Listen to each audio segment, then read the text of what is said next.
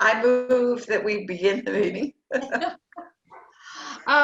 So let's start with the minutes of June 9th. I thought they were exactly right. Spot on, absolutely. Yeah. Okay, So so good to hear. let's approve the public minutes. Can I have a motion, please? So I moved. move we approve. I second. Okay, all in favor? Aye. I, Okay. And the executive session minutes, again, they were just fine. right. Excellent. Any I changes? move we accept the executive session minutes. Second? Second. Okay, all in favor? I, Aye. Thank you. Hello, Mike. Hello, everybody. Hi. We started right on time. Treasurer's report. Any questions on that one? Anything we should look at, Judy? No, everything was just fine. It was remarkable that we only had 3 requests last month, but other than that, I don't see anything to discuss. Anything out of the ordinary. Numbers matched. That's all I asked for. So, any questions on that? Can I have a motion to accept? So So moved. moved. Second? second. All in favor? Aye. Aye. Okay. Taking care of the every month business. Let's go on to continuing business. Sally, you volunteered to bring us up to date on the Silent Fund camperships. Right. I'm just going to quote from Bonnie's email, which was very informative, and she really has been extraordinary in keeping up with the ins and outs of camps opening, not opening. It's been difficult, I know, Yeah. for her to keep track of this. But she said we had a total of 10 families representing 15 kids. Of that number, 4 of the camps the families had planned to have their kids attend will not be opening. She had received calls with concern about their scholarships and let them know that they would be able to transfer any award to whatever camp they wanted to send their kids to. So that was a relief to them. And she adds, to date, the Silent Fund has written 4 checks. Now, Jeremy can speak to this. He was going to write the 4th one on Wednesday, and I'm not sure if he did, but the total number was $1,450, and she was And that has not, that has not been in the check register that I used for the, right. so one of them is The previous one. missing. Yeah, Right. So I've written the previous Yeah. ones, and the most recent one is on the way. Oh, Yeah. I got it. it'll So, show up. Can I recap just to be sure I understand that we only gave out 10 camperships to 10 families for 15 kids for camperships, but because most of the camps are closed, only 4 checks have been written, and the people who cannot send their kids because their camps are closed can transfer that money to a camp Yes. that's open. Right. Yes. Thank you. Dina, I can send you Email? Bonnie. I can email you Bonnie's email to us, Thank you. which would be clear. Not that Sally wasn't clear, but Yeah. it would be written. Okay. I I have a muted my, recommendation. okay, On the form which you sent out, the report, Silent Fund Campership Schedule 2020, I think when we initially use someone's name, it should be Bonnie Wilbur, Sally, last names through, and then it doesn't have to follow all the way through. But if this is going to be a document, I mean, nobody knows who Jennifer is. I know who Jennifer is, we do. But if this goes into the record, Yes. I think it really needs to reflect who Jennifer is. She's the executive director of the community chest. So I just, that's one little, and Bonnie and HCT meet to discuss the awards, Bonnie and Sally. It's just very informal. And I think it's a document for the record. So that's my recommendation. What are you referring to, Lucy? Well, you know what, Lucy, we're going to be talking Yeah, about that's a calendar. Right. calendar at another time later on. So let's save it for then. Okay. Keep it in mind. Okay. Anything else on the camperships? Not that I know of. That's the most up to date. Okay, thank you, Sam. I have a question. Okay. Where are they going to these camps? Do you know where they're going? Is that in the email where these kids are? No, it's not in the email, but it's in not the. in, it's not in the email, but the camps were designated in the campership award request paper that we got. When we reviewed them, those camps were all listed. So we know where they're being sent when we send each check. Yeah, so Right. Jeremy knows where he sent the check. They tend to be day camps or, I have no idea. okay, all right. Anything else? No, Okay, well then let's move on to tax relief. Bob, you're on. well, I'm going to defer to my good friend Jeremy. I think he has the up-to-date list. I'm hoping all the checks, they should have been sent. I mean, the approvals of all the applicants should be out by now. And I haven't heard of anybody. There was only one person, Jeremy, that we had do a little digging more on.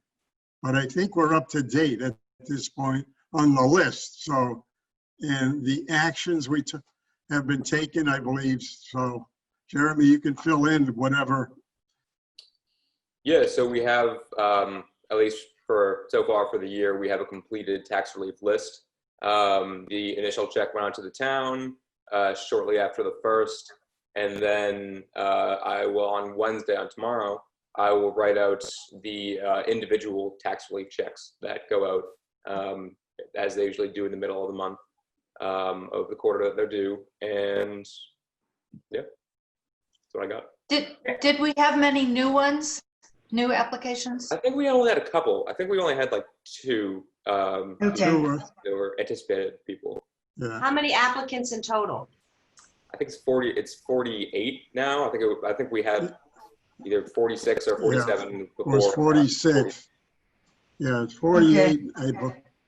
That's just about what it's been in that ballpark for years, or Right. for a couple of years.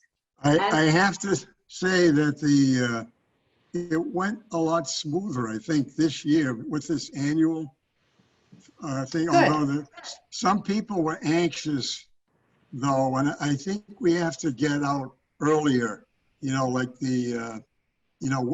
when they're accepted, the application's accepted, and I think the letter should get out earlier because some people didn't know whether they were accepted for the tax relief. Are you suggesting that the applications need to be sent out earlier so we can respond earlier? Yeah, I think so. I think we sent them out, in the middle of June, I think, or that week, I believe. Yeah, something like the 13th or 15th, something like that. Yeah. I think they should know, I think before they get the tax bill. I thought the application was due June 15th. Maybe I'm misremembering, but sometime in June. It might have been early June. Look in the I minute. think it would be a good idea to put together a list of the dates that you used this year when the application went out, when the application was due, and when the letter of acceptance went out to each applicant. And we Yeah, might use that as a benchmark for next year or whatever. Does anyone have those dates? I know they were probably in the minutes at some point. No, Sally, I think you're right. Sally, I think you're right. I think they were due back the 15th. Right. But what I'm saying is they shouldn't know before the 1st of July, say that they're accepted. That's what Right. that's what So I'd like to speed up. so you need to push everything ahead. So Yeah, I do you think have so. suggested, Bob, do you have suggested dates? Well, I'm thinking whenever the tax bill is due, I think they probably should know, like, maybe like a week ahead of that, whenever Okay, I mean, when here's what the minutes say. We approved the renewal letter to be sent out on May 19th with a deadline for June 15th. Yeah, that's So- yeah, think we- so that's, go ahead, sir. Can we move it forward by 2 weeks? So that the deadline would be the 1st of June, so we have a month to get them back to the clients? Yeah, that work for you, Jeremy? Yeah, I think that makes sense. So the letter has to Okay. also go out the beginning of May. So Yeah. that means that the letter goes out May 1st. It's due back June 1st. And what we have to decide now is when the response letter gets to the recipient. That response letter I is think- what Bob is referring to. I think that we Yeah. should aim to get that out on June 15th. Okay, Does that make sense? yes. Now keep in mind that the tax bills for Q1 come out on July 1st. They're not due until August 1st. Right. When your tax recipient receives that bill, they should already have been notified that they are eligible. Yeah. So if Because we, that takes away That's the exact- anxiety. Yeah, right. We had 2 or 3 calls. I think okay. Lucy had people wondering about, gee, I haven't heard back anything, because some people might pay like early. They pay and they wanna immediately. know. Yeah. they Okay, wanna so know. I think the minutes should show that we will send out the applications on May 1st. They're due back June 1st, and we aim to respond by June 15th. Got it. Was there anybody who was not approved? What was that, Dina? Was there anyone who was not approved? We had 48 applicants. Were they all approved? Is my Yes. question. Yeah, okay, thanks. I have a question. One of our clients for the executive session asked about her Community Preservation Act, $381. And was there relief for that? That's on the bill. And she said, I think the COA is going to help me with that. So I talked to the COA and they said, we can't do anything about that. So I didn't know if we could give relief. That's a lot of money. And she asked for a grant to cover it. Can we talk about that during the executive session? Well, the only reason I bring it up is that it's, it's a tax issue. So during the tax, it's part of the tax bill. I don't understand it. Well, we all get once a year a community preservation. Oh, she has to pay it. I Yes. see. Yes, I And, see. those people, I can't imagine that they should have to pay that, whatever their particular sum is in that category. It just doesn't seem right. Why is it so high? Does everybody pay that much? We pay a lot. Yeah, once a year. She's the only one that's ever asked. So I just bring it up in case there's a policy issue. I have never thought about it. I don't think so. You don't think what? I don't think we've ever been questioned about that before. We haven't, but now it's a question. So, you know, it's a big sum of money for people who live in, you know, on the edge. And I just don't know what the town policy would be I about do that. think that, let's discuss that. It has nothing to do with tax relief. Well, I mean, she has to tax either, bill, so that's why I bring it up now. but she has to either, I mean, this is for people who are approved within our regulations. So let's talk about that later. Okay, well, I wanted Mike to hear it. That's why I brought it up. Because Okay. it's an That's a good issue. point. That's why I wanted to bring it up now, so Mike could hear that, because it's sort of a policy issue with the town. If, you know, Community Preservation Act is a force, and it's a budget item, and it's, you know, so. What would you recommend, Lucy?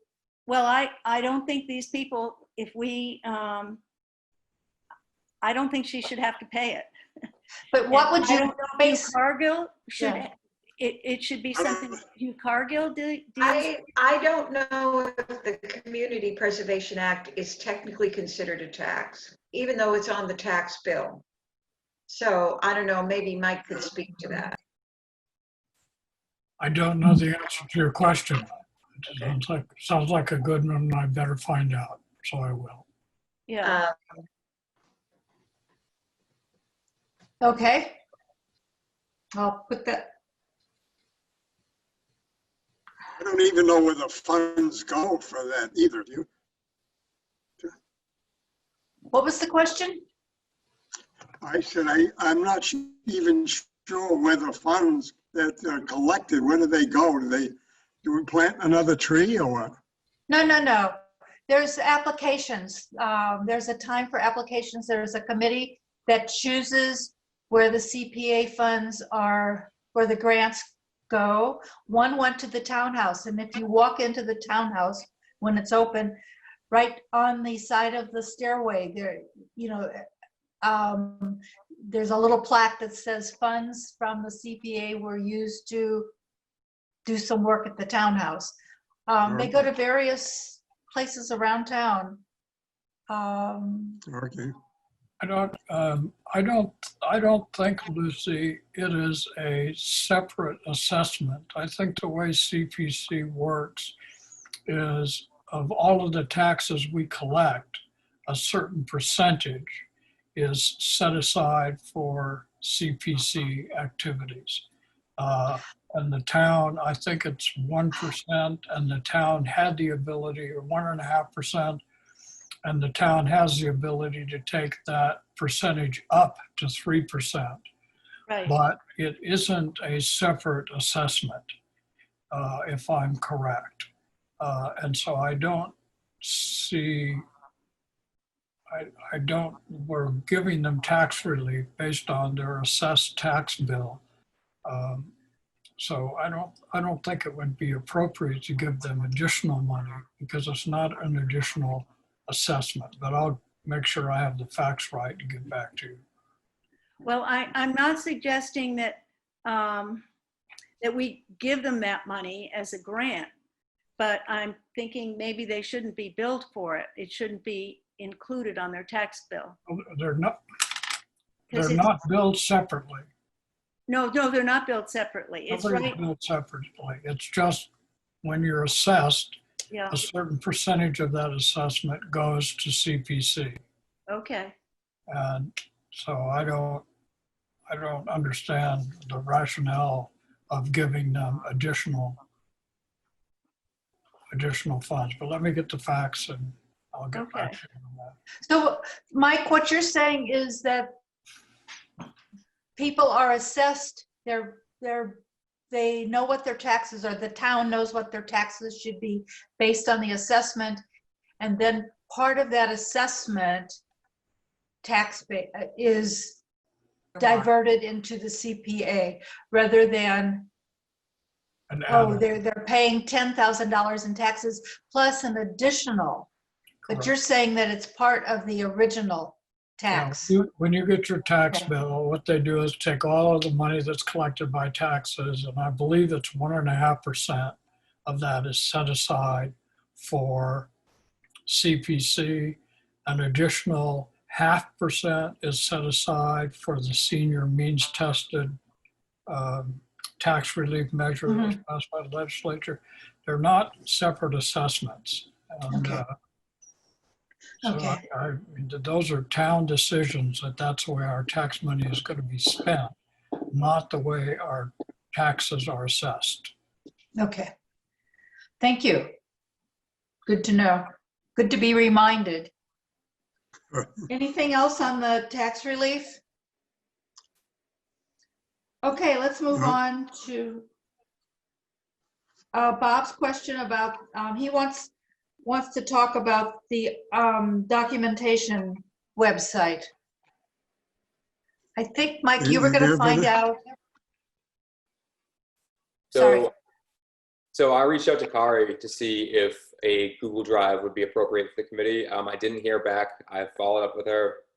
Didn't hear back. I anticipate that they're just busy and she's just not sure. So she's just like, I'm going to put this off to the side and get back to it. Okay. So I guess there's no real update from where we were last time. I would really want to have the committee check with the town clerk's office and get a response before doing it, just to make sure it's not in violation of open meeting law. I anticipate it probably would be fine as long as there is no active like editing of and decision making in those documents. But if it's just having a place to keep like the standard tax relief application, then it should be totally Yeah. fine. But I just still want to make sure we get that squared away. I went through my big white book last night looking for documents. I believe mine are so out of date that they're not going to be useful. I think anything that goes in there needs to be vetted before it goes in there so we don't get, out of date documents that aren't useful. Right. So, all right, I guess that's a to be continued. Jeremy, if Anything?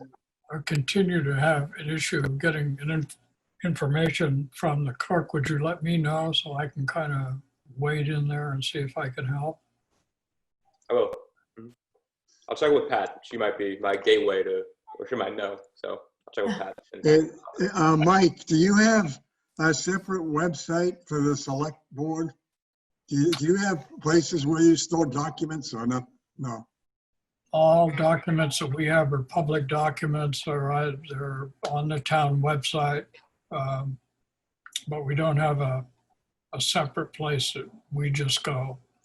We sometimes, Okay. when we have controversial issues, we'll set up a particular site on the website to collect information. I think the last time we did that was the Estabrook Roads Access Committee. I think we set up a separate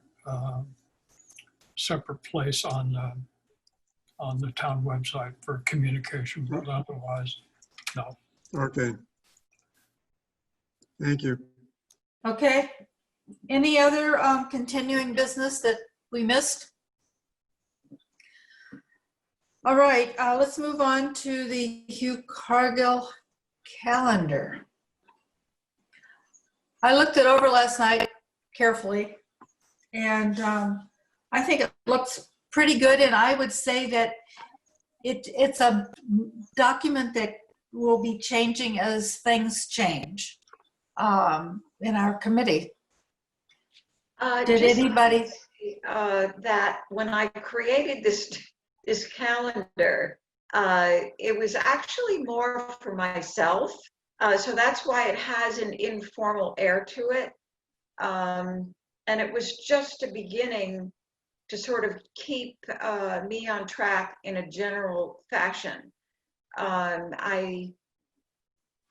Some of it is a bit repetitive, but what I wanted to do was to look at each month and see what the routine steps were for the Hugh Cargill Trust Committee during that particular month. I think it would be nice to create some kind of general calendar that we could give to new people, that perhaps the chairperson could use as a rough outline when they're, preparing agendas. So that's what I had in mind when I created it. I know I was very, when I heard about Sally, your departure pretty soon, I sort of panicked because you have a lot of things, that and the three of us are relatively new. So Right. any help, and you and Judy as well, you can pull these things out of the air, but my head is not like that. So I like to see some warning ahead of time, like what's due, what's not due. When do you go apply for donations? When you do this or that? So this, I think helps with that effort. You know what might be useful is to have separate calendars for separate, like Bob could have a calendar for tax relief rather than having to dig it out of the general calendar that says agendas and, other things that he's not all that interested in. Well, I think I like the idea of a placekeeper, like in the main calendar. I think it's a good idea. And then like with the details could be in the tax relief description itself. But like things like that, like we mentioned, like May 1st to send out, these letters is key, so I think some general thing like that should be in. But I was hoping too that each one of us, I know, Judy, you mentioned like all your things you have, your documents are sort of out of date now based on, where we are now. And I was just wondering, like if each one of us could do what I call like maybe a job description, what we do. In other words, and in there you can really detail out like when, I have to meet with Jeremy, say, for tax relief, or when the list should be generated, things like that, in a more detail. But so have it for each, like for the chairman, the chairperson would have a description of that, what you have to do, because I know you have to attend other committees, and I'm not sure exactly, what, but I think updating those descriptions would help mesh with this calendar too. Did you receive a job description? Have you ever had Yes, I did. I was asking Sally about it, who had the native file, and she didn't have it, but maybe you did, Judy. But I will. I've got a note to myself here to look for the job description file, and I'll try to send out the relevant parts to each one of you to look at and update, and then we could. That probably would be one of the premier documents to put in our document file. Right. But That's we what I haven't had. really kept it up to date. Yeah. Okay. Yeah. Okay. The material that I sent to Bob was part of the document I created at the beginning, was called Orientation, and it did have everyone's job description in it. Okay. With the steps. And I know when I showed it to you originally, you said it was a little too detailed. You're talking about me? Yeah. I said it was too detailed. Okay. It was a little too detailed and it might confuse people, so I kind of backed off on it. So, but I still have that stuff. I could send it out, and if people were interested in looking at it, that would be fine. If not, that's fine too. Could you send it to me so I can Sure.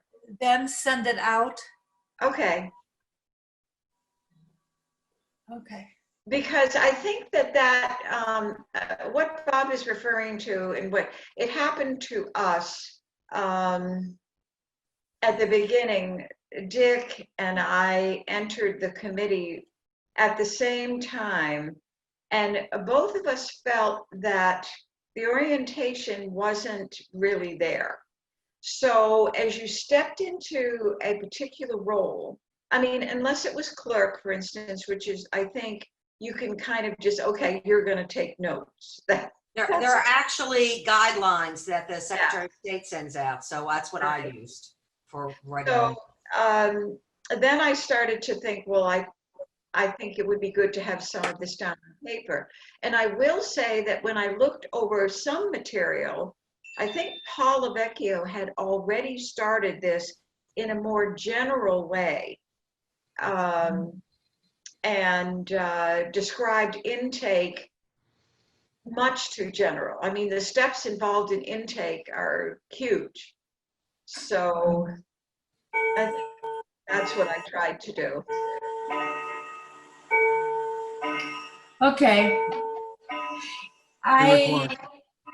I think it's a good reminder. I think we tend to get kind of used to the way we do things and don't recognize that new people might find it very confusing. So let's work on it. Okay. All right.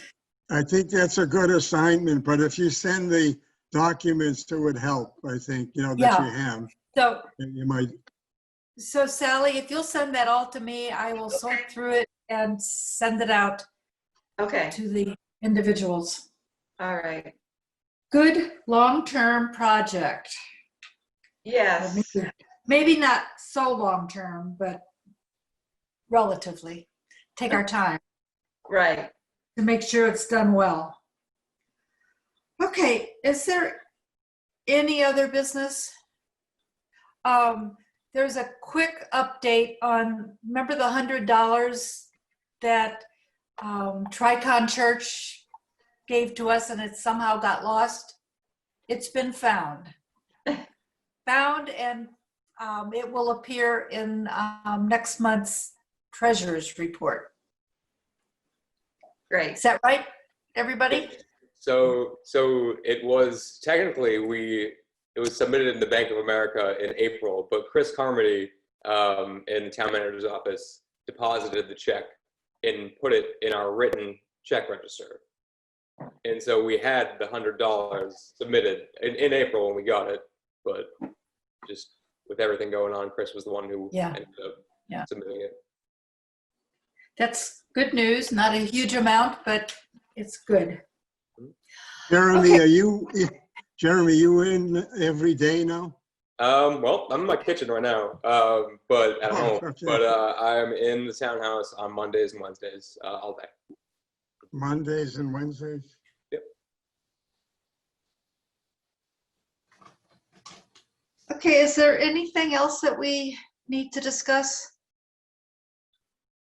In that case, can I hear a motion to adjourn to So executive moved. session? So moved. Second, Second. Second? all in favor? Bye. Aye. Hi, everybody. Favor. Bye-bye, All Mike. right, thank you, Bye-bye. Mike.